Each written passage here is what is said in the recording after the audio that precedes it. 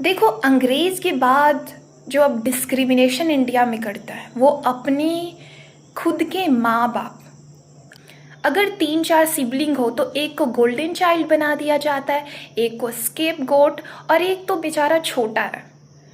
तो आप अगर वो गोल्डन चाइल्ड में नहीं आते हो, आप वो गोल्डन चाइल्ड में नहीं आते हो और आपकी ज़िंदगी हेल है, तो वहाँ पे आपको दिमाग से सोचना पड़ेगा, दिल से नहीं।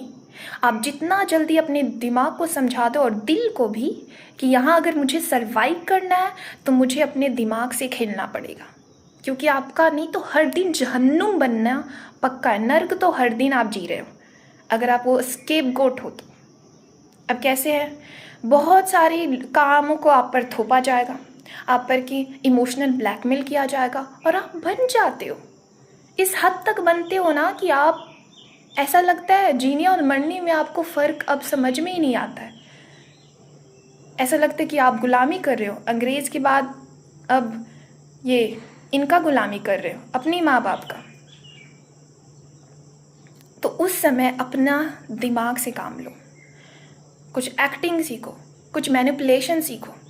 अगर वो रोते धोते हैं तो आप भी कुछ ऐसे ट्रिक सीखो। ये सब कौन सीखेगा? साइकोलॉजी पढ़ो, क्योंकि आजकल की ना बहुत ही सरवाइव करना ही इतना डिफ़िकल्ट हो गया, खास करके आप वो जो स्केप गोट चाइल्ड हो, उसमें आपको ना इमोशन, अपने हार्ट को बिल्कुल लॉक कर देना, दिमाग से काम लेना।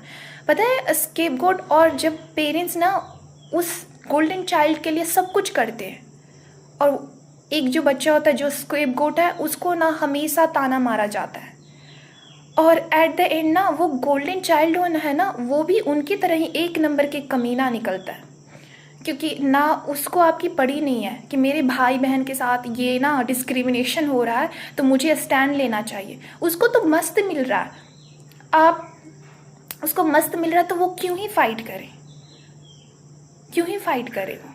तो आप ना वैसे इंसान से भी दूर रहो, दूर इन द सेंस कि मत करो ना, उसकी कामों को मत करो उससे। और वो ना पता है बाद में वो जो गोल्डन चाइल्ड बाद में सिंपैथी भी करते रहे, क्या ही कर सकते हैं, माँ बाप है ना तो तुम करो ना। वो तुम्हारा कुछ कर रहे हैं, तुम्हें अच्छे यूनिवर्सिटी में भेज रहे हैं, तुम्हें अच्छे पढ़ा रहे हैं, मुझे तो नहीं कर रहे हैं। मुझे तो बाहर और अंदर वाले फैमिली में, बाहर की सोसाइटी, अंकल आंटी और घर में कुछ फ़र्क ही नहीं समझ में आता। बाहर भी वही बोल रहे हैं, अंदर भी वही बोल रहा है, तो फैमिली में क्या ही फिर फैमिली किस बात की? जब अपनी फैमिली मुझे सपोर्ट नहीं कर रही है तो फिर मेरे लिए बाहर और अंदर दोनों तो सेम है। तो आप मरो चाहे जियो, उससे मुझे क्या फ़र्क पड़ता है। अब इसमें भी कुछ लोग कहेंगे ऐसे ही अपनी माँ बाप के बारे में कहते हैं ऐसे। भाई, सब लोग की माँ बाप अच्छे नहीं होते हैं। अधिकतर लोगों की माँ बाप इतने टॉक्सिक होते हैं, बच्चे पर सिर्फ थोपते हैं। एक सिबलिंग एक बच्चे को इतना टॉर्चर करते हो मेंटली, अगर वो उनको समझ में आ गया कि ये थोड़ी इमोशनल है, समझती है बस और कमज़ोर है। अक्सर इमोशनल लोगों को वीक समझा जाता है, और ये ना उन बददिमाग बेवकूफ़ों का ये सबसे बड़ी भूल है कि जब वो इमोशनल लोग, सेंसिटिव लोग, जब वो उनकी दिल टूटता है ना तो फिर एक बार वो इतने स्मार्ट बन जाते हैं ना, फिर दुनिया उनको नहीं हराती है। तो वो जो गोल्डन चाइल्ड है ना, उससे भी आप दूर रहो।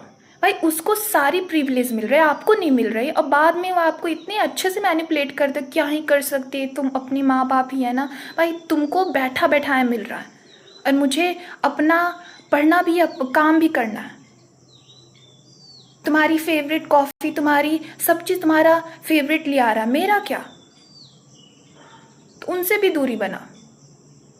मैं निकल, कुछ नए फ्रेंड्स ढूंढो, बाहर निकलो। नए फ्रेंड्स नहीं मिलते हैं तो भी अकेले जीना सीखो।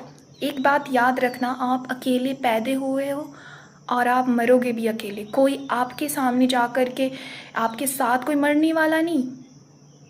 जितना हो सके अपनी लाइफ को अकेले जीना सीखो।